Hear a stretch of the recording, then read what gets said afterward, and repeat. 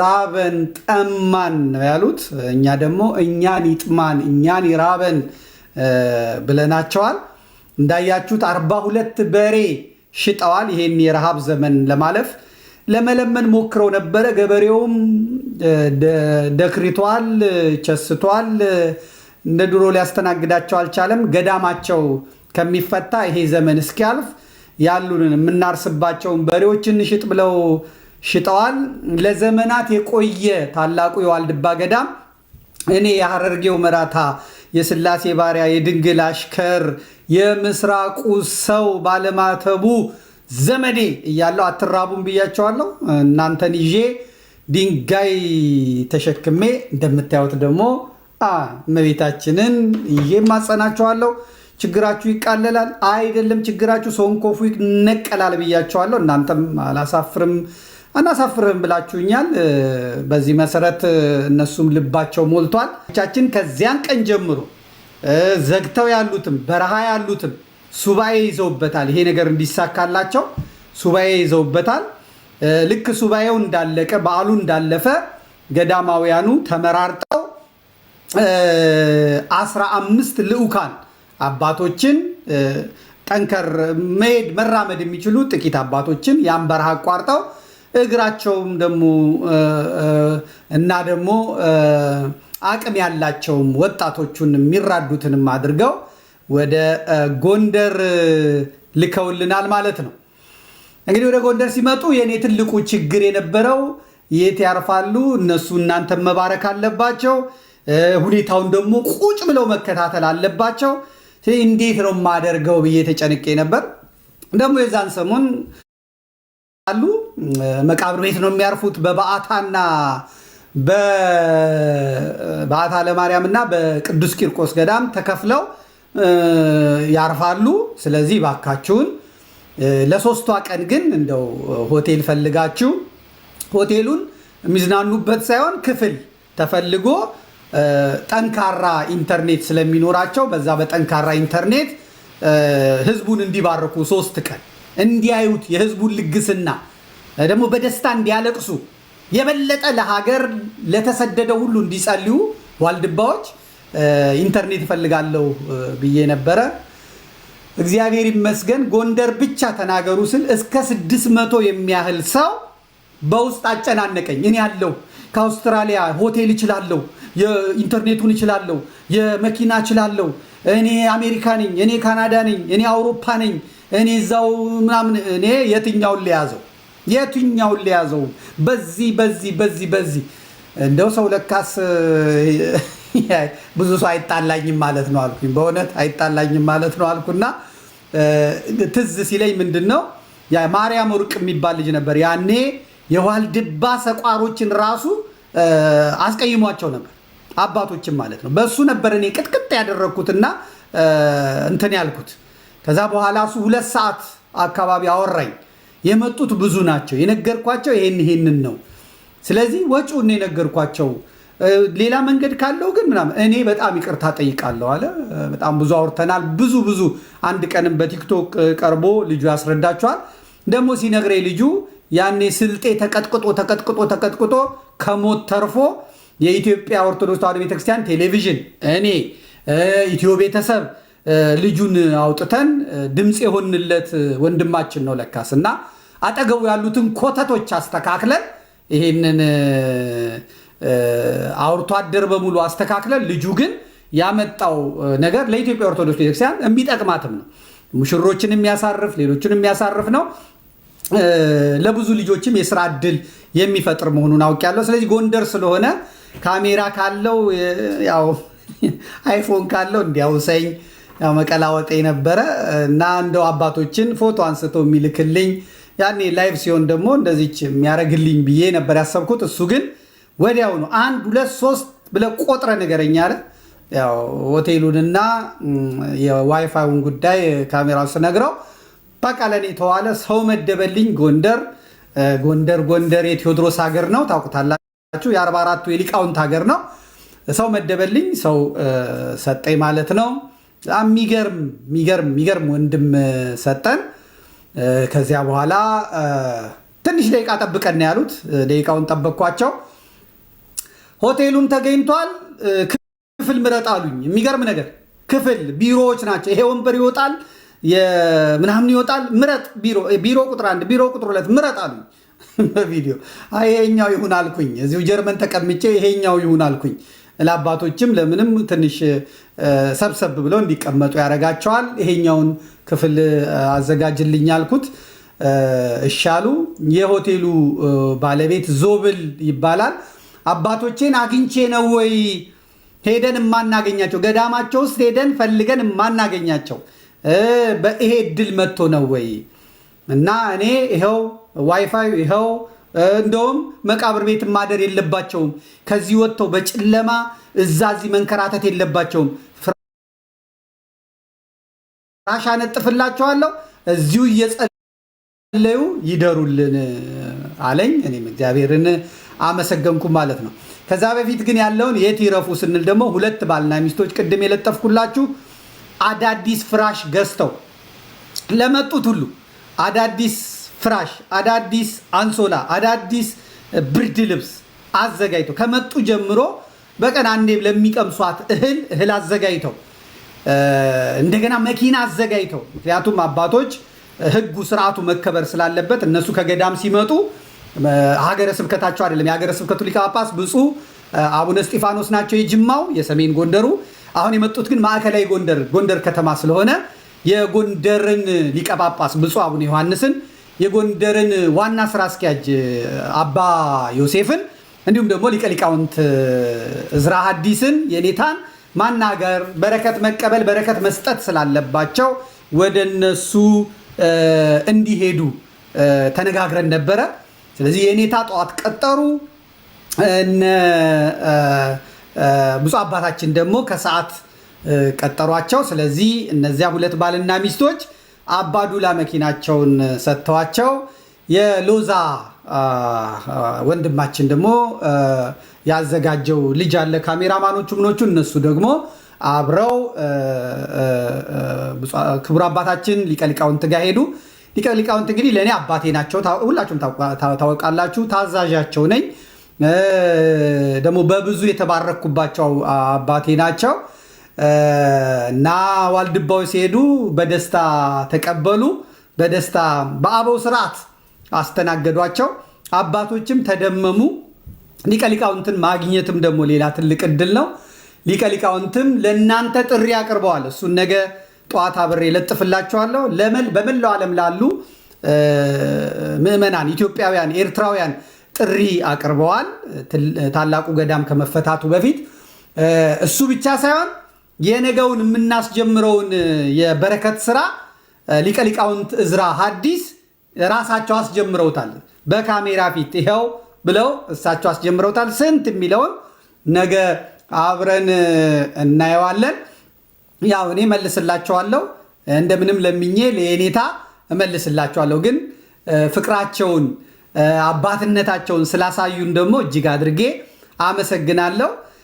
ይሄ ብቻ ሳይሆን ገዳሙ እመጣለሁ፣ በዓት አዘጋጁልኝ፣ ለጥቂት ቀናት ሱባኤ ይዛለሁ፣ የእናንተንም በረከት እቀበላለሁ ብለዋል ሊቀ ሊቃውንት እዝራ። አባቶችም በደስታ ብለው ፈንጥዘዋል። ከሰዓት እንግዲህ የሄዱት ወደ ሀገረ ስብከቱ ነው፣ ወደ መንበረ ጵጵስናው። ብፁዕ አባታችንን ሊቀ ጳጳሱን አግኝተዋል፣ ቡራኬ ተቀብለዋል። ብፁዕ አባታችንም ደግሞ ልክ እንደ ሊቀ ሊቃውንት እዝራ ሐዲስ እንትኑን አልሰጡም፣ በረከቱን አልሰጡም። ንገሯቸው 10 ብርም ይሁን 100 ብር ተጥሎቦታል ብላችሁ ንገሯቸው። ተደሞዛቸው ላይ ለዋልድባ ብፁዕ አባታችን ብፁዕ አቡነ ዮሐንስ እንዲሰጡ ንገሩ። እዛ ጎንደር ያላችሁ የምትሰሙ ለብፁዕ አባታችን እንደ ሊቀ ሊቃውንት እዝራ የሆነች ነገር ጣል ያርጉ ብሏል ልጆ ዘመድኩን አክሊለ ገብርኤል ብላችሁ ትነግሩልኛላችሁ። እሳቸውን መልእክት አስተላልፈዋል። እሱንም ነገ እናያለን።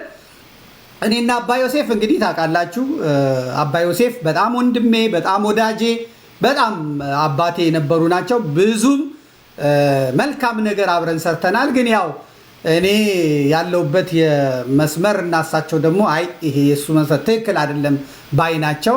በፖለቲካው በኩል ማለት አንስማማም። ላለመስማማት ደግሞ ተስማምተን እኔም በራሴ እቀጥላለሁ፣ እሳቸውም በራሳቸው ይቀጥላሉ። መብታቸው ነው ማለት ነው። በሃይማኖት ጉዳይ ግን አንድ ነን። በሃይማኖት ጉዳይ ልዩነት የለም። የዋልድባ የጋራችን ነው። ኦርቶዶክስ ተዋህዶ የጋራችን ናት። ይሄ ሌላውን ፍልስፍና መከተላቸውን እሱ የራሳቸው ጉዳይ ነው። አክብሬላቸዋለሁ። እሳቸውም ኧረ ኑ ብለው ቁጭ ብለው ደሞ ለዋልድባ ብለው ንግግር አድርገዋል። ላለመስማማት ተስማምተን ሴኡልና ፒዮንግያንግ ሰሜን ኮሪያ እና ደቡብ ኮሪያ ሆነን ያው ላለመስማማት ተስማምተን ቀጥለናል። አባቴ አኩርተውኛል፣ በዚህ በኩል ደስ ብሎኛል። እርሶም ግን ይቀርቦታል። እችኛዋ የለችም። ለዋልድባ ቡራኬና ቃለ ምዕዳን ብቻ ነው የሰጡት። ለአባ ዮሴፍም ንገሩልኝ፣ የድሮ ጓደኛው፣ የድሮ ልጆ፣ የድሮ ወዳጆ ንግግር ብቻ ዋጋ የለውም ለዋልድባ አባቶች ብሏል ብላችሁ ንገሩልኝ። የእሳቸውንም ነገ እሰማለሁ ብዬ ተስፋ አደርጋለሁ ማለት ነው። እንግዲህ ታልጨከኑ፣ በአባቶች የተጨከኑ ምንም ማድረግ አንችልም፣ ምንም ማድረግ አንችልም። እንግዲህ እንዲህ ሆነን ቆይተናል። አባቶች ዛሬ ወደ ባታቸው መጥተዋል። ነገ ዞብል ሪዞርትና ምንድነው ሆቴል ነው መዝናኛ ያላቅም እሱ ወንድማችን ወዳዘጋጀላቸው ቦታ ይሄዳሉ አባቶቻችን። እናንተም ደግሞ በመላው ሀገር ዓለም ያላችሁ ሰዎች ትጠብቁናላችሁ ማለት ነው። በጣም ደስ በሚል ሁኔታ አሜሪካ፣ ዋሽንግተን ዲሲ፣ ሜሪላንድ እና እንዲሁም ደግሞ በቨርጂኒያ አካባቢ ያላችሁ አዲስ ዜና እየሰማን ነው። እንደ ኮሮናው ዘመን ኃይለኛ የሆነ ስኖ ይመጣል የሚባል ነገር ሰምተናል። ስለዚህ በቨርጂኒያ፣ በሜሪላንድ፣ በዲሲ አካባቢ ያላችሁ ከቤት አትወጡም እያለ ነው። እንግዲህ ታልዋሸ በስተቀር ማለት ነው። የአየር ጠባዩ ታልዋሸ በስተቀር ከቤት አትወጡም። ስለዚህ ቤት ቁጭ ካላችሁ እግዚአብሔር ያሰበው የፈለገው ነገር አለ ማለት ነው። የግድ ቴሌቪዥን ላይ ነው የምታፈጡት። ቀለባችሁን ገባ ገባ ገባ አድርጉ። ከቤትም መውጣት ትምህርት ቤትም ስራም አይኖርም ተብሏል። ይሄ የመድኃኔዓለም ስራ ነው በእውነት። ይሄ የዋልድባ የአባቶቻችን ገዳሙ እንዳይፈታ፣ ገዳሙ እንዳይበተን ትኩረት እንዲሰጠው ነው ያደረገው። እጅግ በጣም ደስ የሚል ነገር ነው የሰማሁት። መቼም ቤት መቀመጥ ደስ ባይልም ግን ደግሞ ምን ይደረጋል፣ ለዋልድባችን ሲል ቤት መዋላችሁ ጥሩ ነው ባይነኝ እኔ። ነገ ይጀመራል፣ እሁድ ይቀጥላል። ሰኞ በዋልድባ እንግዲህ እንደምታውቁት በዋልድባ ስባር አጽሙ ይከበራል። የቅዱስ ጊዮርጊስ በዓል ይከበራል። የዚያን ቀን ታላቅ በዓል ነው። በዋልድባ ሰቋር አባቶቻችን የመጨረሻውን መዝጊያ አድርገው ነግረውን ይሄዳሉ። እንግዲህ የምትዘጋጁት ነገ በበሬ ነው የምንጀምረው። ነገ ስንጀምር በበሬ ነው የምንጀምረው። በሬ ሽጠዋል እነሱ። በእጃችን አርሰንም ቢሆን እንበላለን ብለው በሬ ሽጠዋል። መጀመሪያ የሸጡትን ወደ 42 በሬ እንገዛለን። 42,000፣ 40,000፣ 45,000 ነው የሸጡት። እኔ 50,000 ብር አድርጌዋለሁ። የአንድ በሬ ዋጋ 50,000 ብር አድርጌዋለሁ። $300 ወይ ምናምን ቢሆን ነው። ስለዚህ ስንት በሬ ነው የምትችሉት? ይሄን እያሰባችሁ ደሩ። በበሬ ነው የምንጀምረው። ደግሞ ጨለማ፣ ድቅድቅ ጨለማ ውስጥ ነው ያሉት። አንድ ቦታ ነው እንትን ያላቸው። ይሄ ምንድን ነው የሚባለው መብራቱ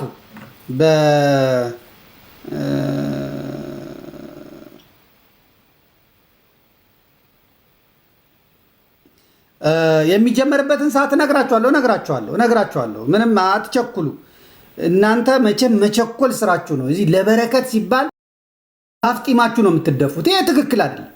ቀስ በሉ፣ የሚነገረውን አዳምጡ። ከዛ በኋላ ትሰጣላችሁ ማለት ነው። የሁላችሁንም ገንዘብ ደግሞ አንፈልግም።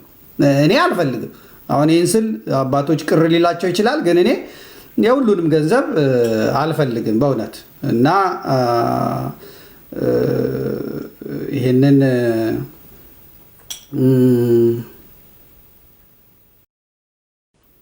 እሺ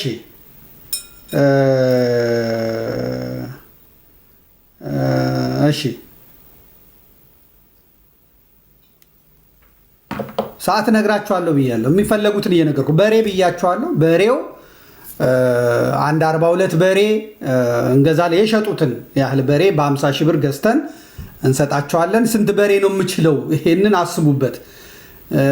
ወደ ብር መምታት ነው። 50 ሺህ ብር ወደ ብር መምታት ነው፣ መገመት ይቻላል። ወደ 5 ሶላር እንፈልጋለን። ሶላር 5 አካባቢ እንፈልጋለን። አይታችኋል። ያንን አባቶች አገልግለው ጨርሰው የሞታቸውን ቀን ሲጠባበቁ ከዚያ እስኪሞቱ ድረስ ወይም ደግሞ በጣም በጽኑ ታመው እስኪድኑ ድረስ የሚገቡበት የአረጋውያን መጦሪያ ቤት አለ። ጨለማ ነው፣ ድቅድቅ ጨለማ ነው። ያን ድቅድቅ ጨለማ ማለፍ ማብራት አለብን፣ ማየት አለባቸው። ብርሃን የለመዱ አባቶች ጨለማ ውስጥ ሆነው መሞት የለባቸውም። አንድ 5 ሶላር እንፈልጋለን። አንድ ሰው የሚችለው ነበር፣ ግን ለ5 ሰዎች እንሰጣለን ማለት ነው። ከዛ የዓመት ቀለብ አላቸው፣ ጨው፣ በርበሬ ምናምን አላቸው። እሱን እንገባበታለን ማለት ነው። ከዚያ ሁሌ ከሚለምኑ እያንዳንዳችን እንረባረብና መንግስት ደባርቅ ላይ መሬት ሰጥቷቸዋል። ዩኒቨርሲቲው አካባቢ ሰፊ መሬት ሰጥቷቸዋል። እሱን የመሰረት ድንጋይ አስጥለን ገቢ የሚያስገኝላቸው ነገር በራባቸው ጊዜ ልክ ለዋልድባ አብረንታንት እንዳደረግ ነው ገቢ የሚያስገኝላቸው ነገር ኢንጂነሮች ምኖች ተነጋግረው የሚጀምሩት ነገር እናስቀምጥላቸው። ሐውልት ማለት ያ ነው። ደግሞ የዛሬ 3 ዓመት በርበሬ አልቋል፣ ሰሊጥ አልቋል፣ ምን አልቋል ከሚሉ እዛ ልክ ግርማዊ ቀዳማዊ አፄ ኃይለሥላሴ፣ አፄ ዮሐንስ፣ አፄ ሚኒሊክ፣ እቴጌ መነን፣ እቴጌ ጣይቱ፣ ሌሎችም ደጋግ ኢትዮጵያውያን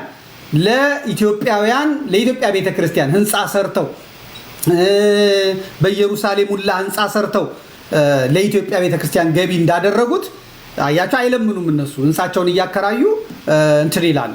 ልክ እንደዛው ለዋልድባ ሰቋሮችም እዛው ገቢ ገንዘብ የሚያስገባላቸው ነገር እንሰራላቸዋለን ማለት ነው። አለ ሐውልት ማለት ያ ነው። ያን ደግሞ እንችላለን። አንችልም? እስቲ አንችልም ወይ ንገሩኝ። አንችልም ወይ? እንችላለን። አንችልም ወይ? እንችላለን። ይኸው እኔን አትመልከቱ፣ ግቡና ተመልከቱ። እንችላለን እያለ ነው ሰው። እንችላለን እያለ ተመልከቱ። እንችላለን እያለ እዚህ ውስጥ አንችልም የሚሉ ሰዎች ካሉ እንግዲህ ምንም መቻያውን እግዚአብሔር ይስጣችሁ። ምንም ልንረዳችሁ አንችልም። እንችላለን ሁላችንም ማለት ነው። ክፍል 2ቱን ልቀጥል። እቺ እንግዲህ 25ቷ ደቂቃ ናት። ቀጥሎ ያለችዋን ደግሞ ገባ ብዬ ከ10 ደቂቃ በኋላ ደግሞ ልመለስ። አንድ ቲክቶክ ስቱዲዮ ይሄን ቁጥር 1 ብለናል። ሁለተኛዋን የምናደርጋትን ነገር የምንሰራትን ነገር ከእናንተ የሚጠበቀውን ደግሞ እናገራለሁ። አሁን ከደከመኝ 3ኛውን ደግሞ ወይ ጠዋት አደርገዋለሁ፣ ያለበለዚያ 3ቱንም አሁን እንጨርሰውና ደህና አደሩ ብለን ለነገ እንሄዳለን ማለት ነው።